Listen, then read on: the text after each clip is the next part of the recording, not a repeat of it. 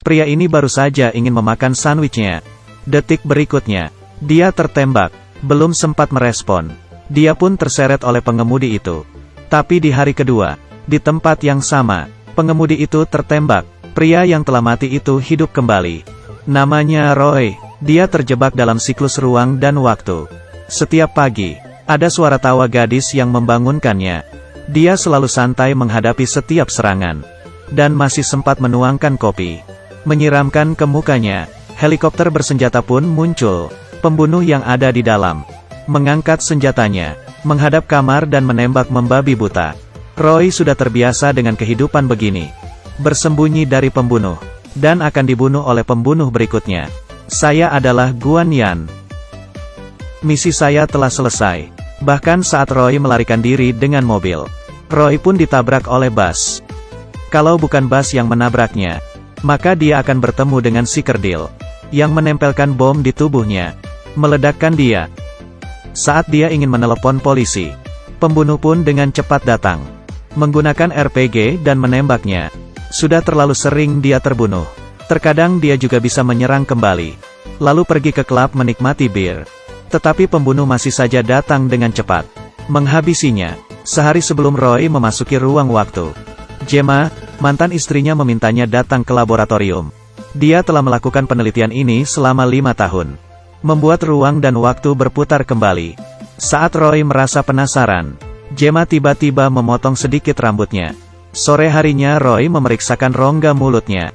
Malamnya dia pun berkencan dengan dokter gigi itu. Tiba-tiba telepon berbunyi. Terdengar suara Gemma, mantan istrinya. Dia memberitahukan Roy, apabila Roy menemukan hal yang aneh, Roy harus segera mencarinya. Tetapi Roy tidak menganggap serius. Membawa pulang dokter wanita gigi tersebut. Di hari kedua saat dia bangun, Roy pun memulai kejadian yang sama setiap hari. Kemanapun dia pergi, dia tetap akan dibunuh. Roy pun ragu. Di tubuhnya, apakah ada pelacak? Dia datang ke klub, menanyakan kepada seorang ahli, ada di mana pelacak itu? Apakah bisa menemukannya? Si ahli pun berkata, kemungkinan ada di dalam gigi Roy. Roy pun teringat, 1 hari sebelumnya, dia membuat perawatan rongga mulut. Ternyata, pelacak ada di dalam giginya. Pelacak pun ditemukan. Belum sempat merayakannya, pembunuh menemukannya, dan menembaknya. Dia mengalami metode pembunuhan yang berbeda setiap hari. Si kerdil muncul. Pembunuh pun selalu menemukan Roy. Dan langsung membunuhnya. Ternyata di dalam gigi Roy ada sebuah pelacak. Sekali lagi dia bangun. Dia langsung membunuh pembunuh itu. Menangkap dokter yang memasak pelacak di giginya. Menanyakan siapa dia sebenarnya. Siapa yang menyuruhnya. Dia memberitahukan Roy. Clive Ventor, bos dari mantan istri Roy. Memanfaatkan alat pelacak. Roy pun menjebak satu persatu pembunuhnya. Setelah semuanya terbunuh, dia pun pergi ke laboratorium. Saat mobil melakukan pendaratan, dia pun ditembak oleh petugas penjaganya. Dia pun tidak gampang mendapatkan sebuah kartu identitas. Demi bisa masuk ke dalam, Roy pun keluar dari lift. Dia pun dikepung oleh penjaga di sana. Tidak ada jalan lain. Roy terpaksa membunuh diri sendiri. Memulai kembali dari awal. Sepanjang jalan, sekali lagi lift terbuka, tetapi tertangkap lagi. Tidak terhitung lagi matinya. Dia pun mulai bisa menyerang. Akhirnya dia sampai ke ruangan laboratorium. Orang yang ada di depannya adalah Guan Yin. Saat itu juga, pelurunya habis. Dan lagi-lagi dia bertemu dengan Guan Yin. Peluru masih tersisa, tetapi dia masih saja kalah. Dan saat Roy kembali lagi, dia menyiapkan 2 buah senjata. Tetapi tidak disangka, pedang Guan Yin lebih cepat. Dan lagi-lagi Roy tertusuk. Saya adalah Guan Yin. Guan Yin telah menyelesaikan misi. Setelah mati beberapa kali ini Guan Yin tidak langsung membunuhnya. Dia pun bertemu dengan si bos Clive. Ternyata mereka melakukan penelitian mesin waktu. Gemma ternyata menyadari ambisi si bos, yang dapat menghancurkan dunia. Kemudian menggunakan rambut Roy, meneliti DNA-nya, memasukkan ke dalam mesin waktu. Inilah yang membuat Roy mengalami perputaran ruang dan waktu. Gemma ingin Roy menghalangi Clive.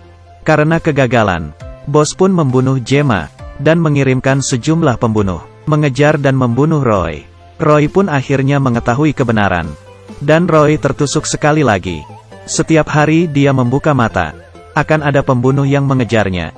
Setelah setiap kali terbunuh, dia akan hidup kembali, demi membalaskan dendam mantan istrinya. Dia belajar melarikan diri dari pembunuh. Roy pun datang ke klub, dan menemukan seorang ahli ilmu pedang. Dia mulai belajar. Pukulan pun selalu mengenai dirinya. Pelan-pelan dia pun bisa mengikuti. Beberapa hari kemudian, dia bisa menyesuaikan pukulan. Setelah melewati masa pelatihan dari Dai Feng, si ahli bela pedang, dia pun belajar kungfu. Saat Roy kembali bertemu dengan Guan Yin, dia meletakkan senjatanya, mulai berkelahi menggunakan pedang. Tidak lama, Guan Yin pun tertusuk oleh pedang Roy. "Saya Roy. Saya telah menyelesaikan misi." Roy pun masuk ke ruangan laboratorium. Akhirnya si bos Clive terbunuh. Dia juga menemukan Gemma. Dia melihat monitor. Waktu kematian Gemma, jam 7 pagi lewat 14 menit. Dia bangun setiap jam 7 pagi. Dia mempunyai sedikit waktu menyelamatkan Gemma. Roy pun membunuh diri sendiri. Roy terbangun lagi. Dia langsung melompat ke helikopter itu. Saat melompat ke dalam, dia menendang pembunuh itu hingga terjatuh. Lalu meminta pengemudi menuju gedung laboratorium. Sesampainya di sana, Roy melihat dari monitor para pembunuh di dalam lift. Dia membawa senjata yang ada di helikopter dan menembak mereka di depan pintu lift. Para pembunuh pun mati. Petugas yang mendengar suara tembakan berlarian menaiki tangga dan dihabisi oleh Roy. Dengan cepat melewati petugas. Di saat bersamaan Gemma dicekik, Roy pun segera datang. Sekali tusukan petugas pun terjatuh dan mengambil senjata petugas, menghabisi bos Clive. Serangkaian kejadian ini seperti awan dan air yang mengalir. Gemma pun selamat. Roy telah berhasil. Tidak hanya menyelamatkan Gemma, Roy juga menyelamatkan diri. Seandainya mesin waktu benar-benar ada, apakah kamu ingin suatu hari waktu terus-menerus diputar kembali, kekal selamanya? Saya Yuan Sang. Sampai jumpa.